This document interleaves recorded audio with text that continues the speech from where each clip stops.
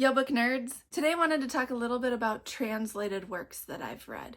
So all the books that I read are in English, but I don't read only books that were written in English. I do read translated works.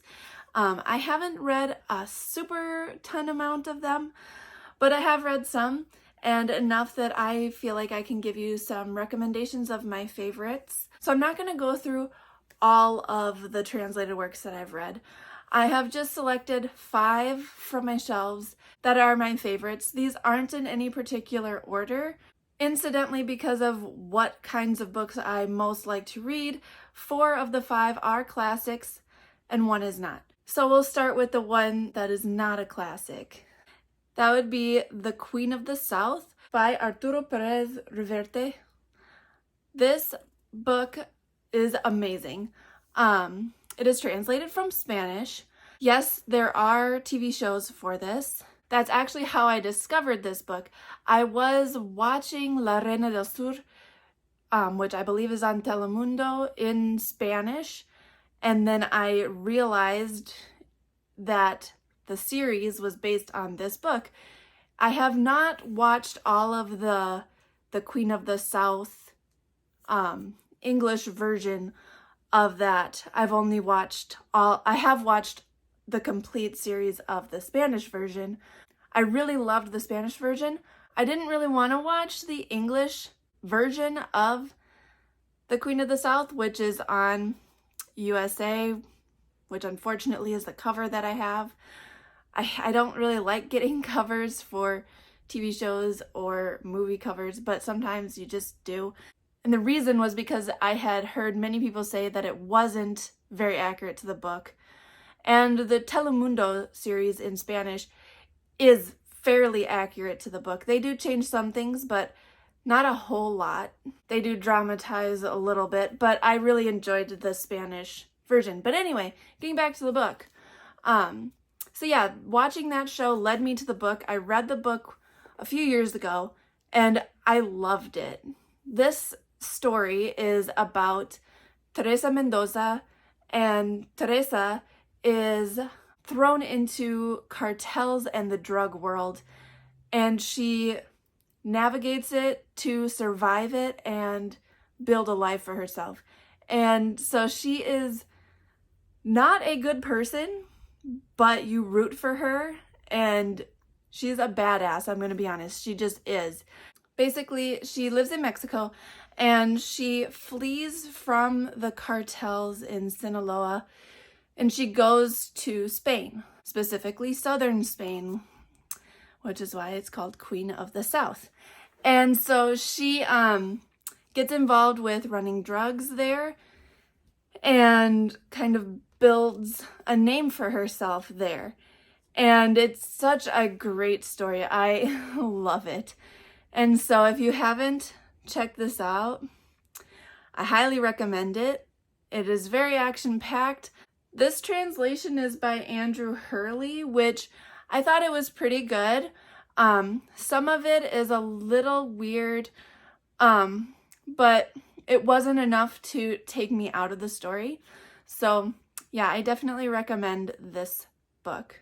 Up next is the only nonfiction translated work that I have on this list, which would be The Diary of a Young Girl by Anne Frank. This copy that I have was translated by Susan Masadi, and this is a very good edition, and this was translated from Dutch. I just think Anne Frank's story is so inspiring and heartbreaking at the same time. And if you've never read her diary, I think everybody should. It's such an eye-opener to the horrors of World War II and the treatment of the Jewish people. And yeah, I just think we can learn a lot from this, so check it out. Up next, we have The Hunchback of Notre Dame by Victor Hugo. This edition was actually translated anonymously, it says, so I don't know who wrote it, but it's the Barnes & Noble edition. This was translated from French. I just love this story. It is a tragedy. It is not a happy story like the Disney movie. You follow Quasimodo and You see society treat him horribly. You see people close to him treat him horribly and take advantage of him. But it is a masterpiece in my opinion. And some people don't like this book because of the descriptions of Paris, but I think they're beautiful. It's kind of like a slice in time. You get descriptions of the architecture and Paris and Notre Dame a lot, especially. And it's just beautiful. And this book made me want to visit Paris and see Notre Dame myself. And then like a year after I read this, Notre Dame burned. And I cried because I had not gotten there yet to see it. And I still haven't been able to get to Paris to see it. But this book made me want to go there so bad. But yes, definitely check this out. Super, super good. It's kind of a bigger book. It's like 500-ish pages, I think. It's about 500 pages, but it reads fairly quickly, I thought. Now I have an even bigger classic, which is Don Quixote by Miguel de Cervantes.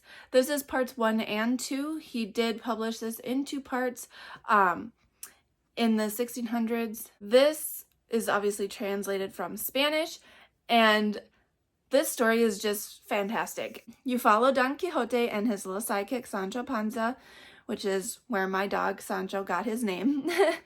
And Don Quixote thinks that he's a knight, and he's not. And he goes off on this adventure with Sancho, and he wants to save damsels in distress and fight monsters and giants. And he meets people along the way that think he's crazy, because he kind of is. And some of those people indulge in his fantasy, and it's just very entertaining. The entire story. It is very large. This is like 800 and almost 900 pages, I think. And yeah, it's very good. It did take me a little while to read it, but I think it's worth checking out. And lastly, we're going way back. The last book on this list is The Metamorphoses by Avid. This was written, I believe, let's see what this says. This was written around AD 8. So yeah, thousands of years ago. This edition was translated by Frank Justice Miller. I just found this fascinating when I read it. This is Roman mythology, and the stories in here are just insane. I read this shortly after I visited Rome. This is a collection of stories, so it doesn't, like, you can read parts of it for the different myths, and you don't actually have to read like the whole thing, but I recommend reading the whole thing because all of the different myths are just fascinating to me. So yeah, I definitely recommend this one. I have not read much mythology, I'll be honest, but I think personally I would rather read this that was written by someone that lived 2,000 years ago than somebody that lived now that didn't actually live in that time. So I just find this very fascinating, and I think that if you're going to read classics, it's a good idea to have a background of the myths, because there's so many references, even in more modern classics, to Greek and Roman mythology. And if you don't know some of those myths, you're never going to understand those references. So yeah, definitely check this out. It was pretty easy to read, I think. So the translation's very good. It's not too tough. I flew through it pretty fast, so it wasn't very hard to understand. And honestly, it's very crazy. Like, these gods are not very nice. So some of these stories are pretty insane. Yeah, I went to Rome, and that just sparked my interest and I wish I would have either read this while I was there or before I went, because I think it would have made everything I saw just that much more important to me and make me understand some of the artwork a lot better than I did when I was there. Definitely recommend. So these are my 5 recommendations for translated works into English.